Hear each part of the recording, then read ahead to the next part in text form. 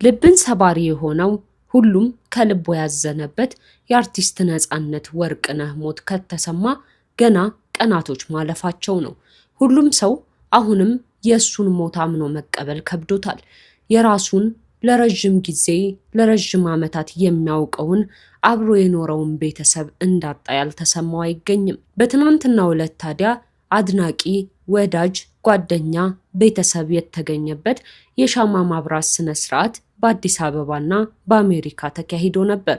ከዓመታት በፊት የተናገርኩት እውን ሆኗል፣ ነጻነት እንዲህ እንደሚሆን አውቅ ነበር ሲሉ ትንቢታቸው እንደተፈጸመ መምህር ዘበነ ሲናገሩ ተሰምቷል። ትንቢቱ ምን ነበር?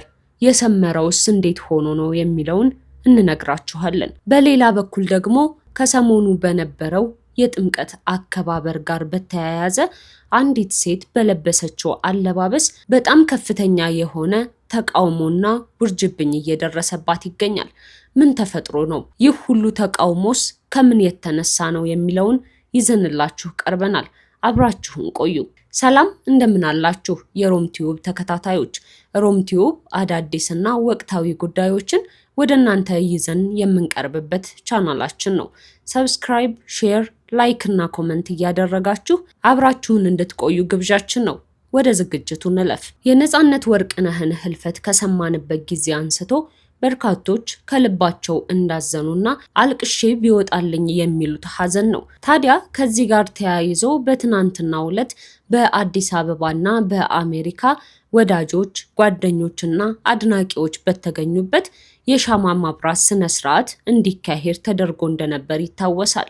ታዲያ በዋሽንግተን ዲሲው የነጻነት ወርቅነህ መታሰቢያ መርሃ ግብሩ ላይ ከተነገሩት ታሪኮች ውስጥ አንጀትን የሚበላውና የነጻነትን ማንነት ግልጽ አድርጎ የሚያሳየው መምህር ዘበነ ለማ የተናገሩት እውነት ነው።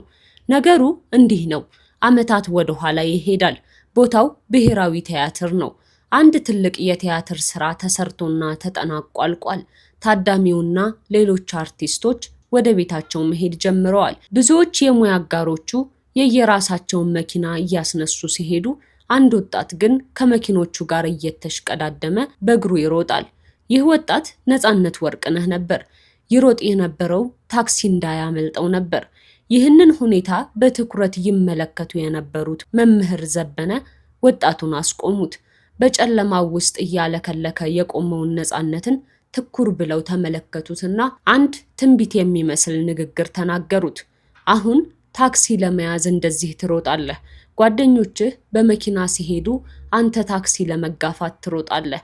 ነገር ግን በውስጥህ ያለው አቅም ይታየኛል። ዛሬ ለታክሲ ብትሮጥም ነገ ግን በኢትዮጵያ ሕዝብ ልብ ውስጥ ትልቅ ቦታ ይዘህ ትልቅ ስራ የምትሰራ ሰው ትሆናለህ አሉት። ያ ለታክሲ ሮጥ የነበረው ወጣት ከመምህር ዘበነ ቀደም ብሎ ድምፃዊ መስፍን በቀለ እንደመሰከረለት ለሙያው ሲል ከኡራኤል እስከ ፒያሳ በእግሩ የሚኳትነው ታታሪ ነበር። ዛሬ መምህሩ እንዳሉት ሆኗል። ነጻነት በታክሲ ተራ ሳይሆን በህዝብ ልብ ውስጥ ትልቅ ዙፋን ዘርግቶ አልፏል። ያ የድካም ሩጫው ለድል በቅቶ በመጨረሻም ወደማይጠወልቅ ክብር አሸጋግሮታል ሲል የትንቢቱን እውን መሆን ይናገራል። በሌላ በኩል በጎንደር የጥምቀት አከባበር ጋር በተያያዘ በርካታ ትችቶችና አስተያየቶች ከሰሞኑ በማህበራዊ ሚዲያዎች ላይ ስንሰማ ቆይተናል። ወዲህ ግን አንዲት ሴት በበዓሉ ማክበሪያ ስፍራ ለሀገር አንድ መገለጫ በሆነው የፋሲለደስ ቅርስ ዙሪያ የተነሳቻቸው ፎቶዎች ከፍተኛ ተቃውሞና ትችቶችን አስነስተውባታል። አለባበሷ እንዲህ ነበር። ረዘም ያለ ቡትስ ጫማ በጎንደር ባህል ልብስ ሆኖ የባህል ልብሱን ወደ ላይ ሰብስባ በእጇ ይዘዋለች። ገላዋን በሚያሳይ መልኩ መልበሷ ከፍተኛ የሆነ ትችትንና ባህልን ዝቅ የሚያደርግ ነው ሲሉ በርካቶች አስተያየታቸውን እየሰጡበት ይገኛሉ። በማህበራዊ ሚዲያ ላይ ካገኘናቸው የተወሰኑ ትችቶች እናጋራችሁ። ዘሪሁን ተዝናኑ እንዲህ ይላል። የአለባበስ ስነ ስርዓቱን አታጨማልቂው። ምን እያደረግሽ ነው? ምንስ እያስተማርሽ ነው? እንደ ወሎ ፈረስ መልክሽን አሳምረሽ የተራቆተ ገላሽን ለጨረታ ታቀርቢያለሽ? የሀገር ባህል ልብስ እኮ የራሱ የሆነ አለባበስ ስነ ስርዓት አለው። ለታዳጊ ሴት ልጆች አስቢላቸው እንጂ እንዲህ የሀገር ገጽታን እያበላሹ ቀሚስሽን ገልበሽ ገላዬን ጎብኙልኝ ማለት ነውር ነው። ክብርሽን አታዋርጂው፣ ለትዝብትም አታጋልጪው። እወቂው፣ ጸያፍ ነው ያንቺ ድርጊት፣ የራስን ገላ ጠብሶ መብላት ሲል አስተያየቱን ሰጥቷል። ሌላው አስተያየት ደግሞ እንዲህ ይላል። አንዳንድ ሀገራት ላይ ለባህልና ለቅርሳቸው በጣም ይጠነቀቃሉ።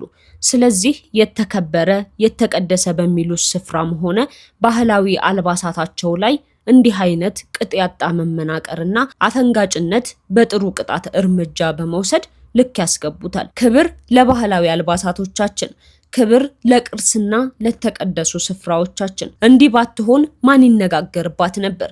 ይኸው ፎቶች ተዛምቶልሻል። ከዛስ ምን ይሆን የሚገኘው ውጤት ይላል። እናንተስ በዚህ ጉዳይ ላይ ምን ታስባላችሁ? ሐሳባችሁን ብታጋሩን ደስ ይለናል። ለዛሬ ይዘንላችሁ የቀረብነው ይህ ነበር። ሮም ቲዩብን ሰብስክራይብ፣ ሼር፣ ላይክ እና ኮመንት እያደረጋችሁ ቤተሰብ ሁኑ። በሌላ መረጃ እስክንገናኝ ድረስ ሰላምና ፍቅር ለሁላችን ይሁን።